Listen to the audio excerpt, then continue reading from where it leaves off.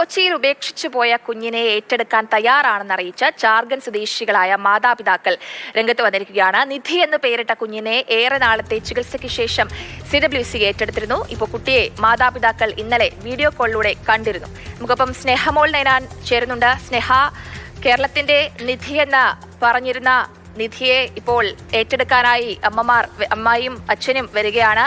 എന്താണ് വിവരങ്ങൾ?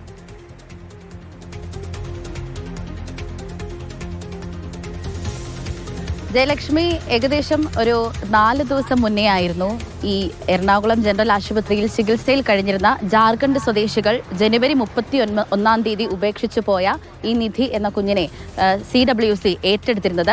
കഴിഞ്ഞ ദിവസം ഇവിടെ പോലീസ് ഉദ്യോഗസ്ഥരുടെ ദേശീയ ബാഡ്മിന്റൺ ടൂർണമെന്റ് നടന്നിരുന്നു. അപ്പോൾ ജാർഖണ്ഡിൽ നിന്നും പോലീസ് ഉദ്യോഗസ്ഥരൊക്കെ എത്തിയിരുന്നു. എറണാകുളം പോലീസ് ഉദ്യോഗസ്ഥരോട് സംസാരിച്ചപ്പോൾ ഇവർ കുഞ്ഞിനെ ഏറ്റെടുക്കാൻ തയ്യാറാണ് എന്നൊരു വിവരം അറിയിച്ചിരുന്നു.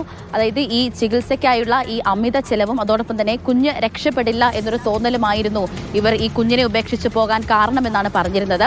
കുഞ്ഞിനെ വെറും 900 ഗ്രാം മാത്രമായിരുന്നു കുഞ്ഞ് ഉണ്ടായിരുന്നപ്പോൾ കുഞ്ഞിന്റെ തൂക്കം എന്ന് പറയുന്നത്. അതിനുശേഷം ജനറൽ ആശുപത്രിയിൽ നിന്നും തൊട്ടടുത്തുള്ള ഒരു സ്വകാര്യ ആശുപത്രിയിലേക്ക് മാറ്റിയിരുന്നു. ആദ്യഘട്ടത്തിൽ ഇവർ 23,000 രൂപ കുഞ്ഞിന്റെ ചികിത്സയ്ക്കായി അടച്ചിരുന്നു. അതിനുശേഷം ഏകദേശം ഒരു 2 ലക്ഷം രൂപയോളം തന്നെ അടയ്ക്കണമെന്ന് പറഞ്ഞിരുന്നു. അപ്പോഴായിരുന്നു ഈ ജനുവരി 31 ഈ മംഗളേശ്വർ തന്റെ ഭാര്യ രഞ്ജിതയുമായി ജാർഖണ്ഡിലേക്ക് കുഞ്ഞിനെ ഉപേക്ഷിച്ച് തിരികെ പോയതെന്നാണ് പറഞ്ഞിരുന്നത്.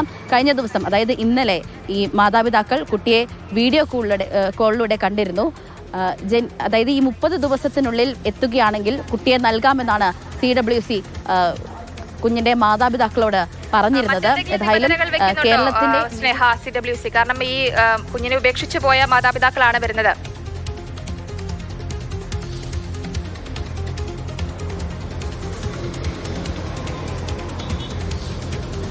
കുഞ്ഞിനെ ഉപേക്ഷിച്ചു പോയ മാതാപിതാക്കളായിരുന്നു കഴിഞ്ഞ ദിവസം വീഡിയോ കോളിലൂടെ കുഞ്ഞിനെ കണ്ടിരുന്നത്.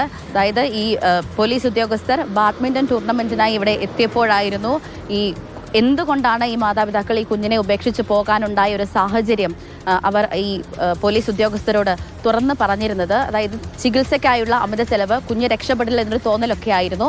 ഉണ്ടായ സമയത്ത് 900 ഗ്രാം ആയിരുന്നു കുഞ്ഞിനുണ്ടായിരുന്നത്. പക്ഷേ ഇപ്പോൾ 3 കിലോയോളം കുഞ്ഞിന് ഭാരമുണ്ട് എന്നാണ് അറിയാൻ സാധിക്കുന്നത്. കുഞ്ഞ് വളരെ ആരോഗ്യവതിയായി തന്നെ ഇരിപ്പുണ്ട്. കഴിഞ്ഞ ദിവസമായിരുന്നു CWC കുഞ്ഞിനെ ഏറ്റെടുത്തിരുന്നത്. എറണാകുളം ജനറൽ ആശുപത്രിയിലായിരുന്നു കുഞ്ഞ് കഴിഞ്ഞിരുന്നത്. ആദ്യഘട്ടത്തിൽ എറണാകുളം ജനറൽ ആശുപത്രിയിലെ ജീവനക്കാർ കുഞ്ഞിനെ ബേബി ഓഫ് രഞ്ജിത എന്നായിരുന്നു വിളിച്ചിരുന്നത്. കോട്ടയം ഫിഷ് ഫാമിൽ ജോലി ചെയ്ത് വന്നിരുന്ന ദമ്പതികളായിരുന്നു മംഗളേശ്വർ, രഞ്ജിത തുടങ്ങിയവർ. 29 ഈ ശാരീരിക അസ്വസ്ഥതകൾ അനുഭവപ്പെട്ടതിനെ തുടർന്ന് രഞ്ജിതയെ എറണാകുളം ജനറൽ ആശുപത്രിയിൽ പ്രവേശിപ്പിക്കുകയായിരുന്നു. അതിനുശേഷം ഈ കുഞ്ഞിന് ജന്മം നൽകിയിരുന്നു.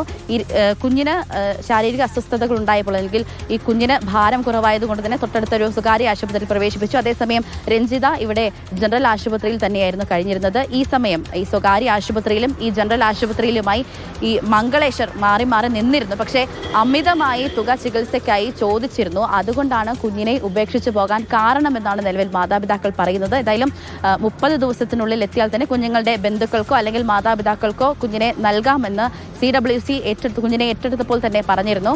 ഏതായാലും കുഞ്ഞിനെ നൽകാനുള്ള നടപടിക്രമങ്ങളൊക്കെ തന്നെയും ആരംഭിച്ചു കഴിഞ്ഞിരിക്കുന്നു എന്നാണ് നമുക്ക് മനസ്സിലാക്കാൻ സാധിക്കുന്നത്. ജയലക്ഷ്മി. ശരി സ്നേഹ, എന്തായാലും കുഞ്ഞിനെ നിധിയെ ഉപേക്ഷിച്ചു പോയ മാതാപിതാക്കൾ ഇപ്പോൾ ഏറ്റെടുക്കാൻ തയ്യാറാണെന്ന് അറിയിച്ചിരിക്കുകയാണ്. 30 ദിവസത്തിനുള്ളിൽ എത്തിയാൽ ഈ കുഞ്ഞിനെ തിരികെ നൽകാമെന്നുള്ളതാണ് CWC പറയുന്നത്. ഈ കുഞ്ഞിനെ അമിത ചികിത്സാ ചെലവ് ഇതൊക്കെ മുൻനിർത്തിയായിരുന്നു അവർ കുഞ്ഞിനെ ഉപേക്ഷിച്ചു പോയത്. ഇതിന്റെ കാരണവും ഇപ്പോൾ വ്യക്തമാക്കുന്നുണ്ട്. എന്തായാലും അവർ വരുമോ ഇല്ലയോ എന്നുള്ളത് നമുക്ക് കാത്തിരുന്ന് തന്നെ കാണാം. വന്നാൽ ഏറെ സന്തോഷം. നിധിയെ അവളുടെ മാതാപിതാക്കളുടെ കയ്യിലേക്ക് തന്നെയാണല്ലോ പോകുന്നത്. സ്നേഹമോൾ നൈനാനാണ് വിവരങ്ങൾ പങ്കുവച്ചത്.